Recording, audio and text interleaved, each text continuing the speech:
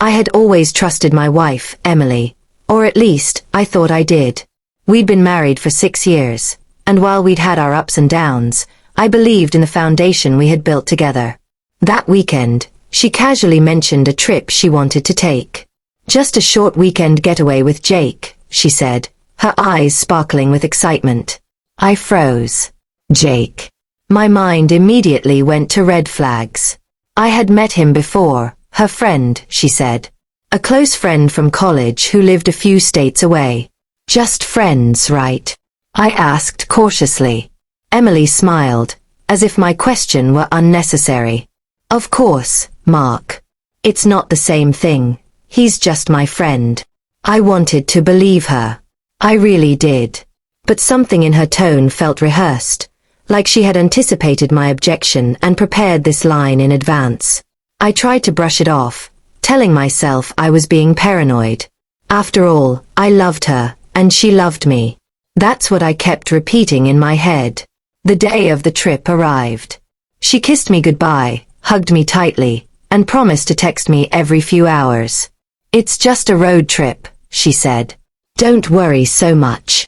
I nodded, forcing a smile, but the knot in my stomach only tightened. Hours passed. I received a few messages from her, all innocuous. Pictures of landscapes, coffee shops, and her smiling face. But there was a pattern, something I couldn't quite place. She seemed different. By late evening, I tried calling. No answer. Texts went unread. My heart started racing. The next day, my worry became full-blown anxiety. I decided to check her social media, hoping for reassurance. That's when I saw the messages. There were texts between Emily and Jake, flirtatious, intimate, inappropriate. Photos I shouldn't have seen. Plans they had made not as friends, but as something far more personal. I felt my chest tighten. My hands shook.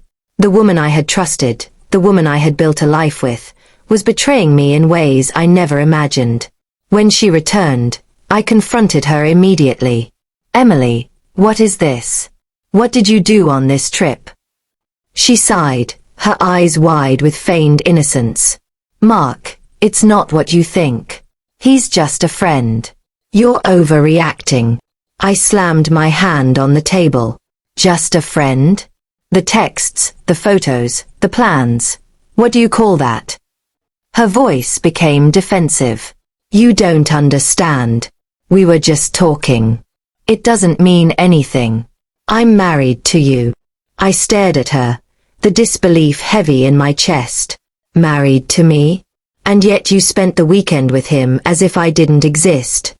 She tried to rationalize, to convince me that I was imagining things. But the evidence was undeniable. Months of secretive behavior, hidden messages, and now a weekend that proved it all. I felt a rage unlike anything I'd ever experienced. Not just anger, but the deep, raw pain of betrayal. I realized then that our marriage had been built on illusions, not honesty. And illusions, no matter how beautiful, can't survive the weight of truth.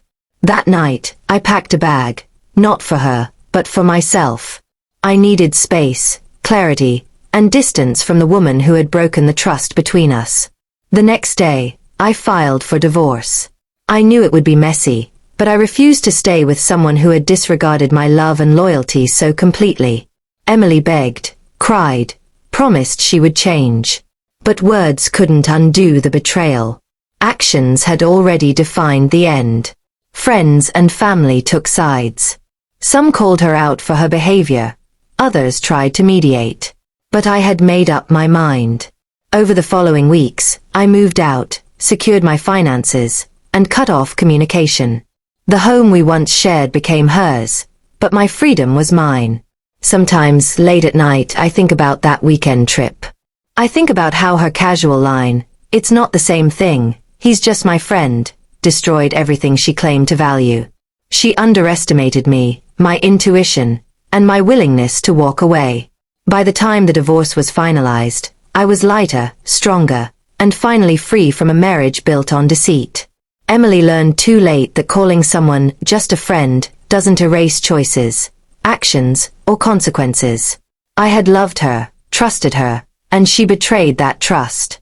But walking away gave me something far more valuable than revenge. It gave me peace. Sometimes the hardest decisions are the ones that save your soul. I saved mine that weekend, and I've never regretted it. Do you want me to do that version too?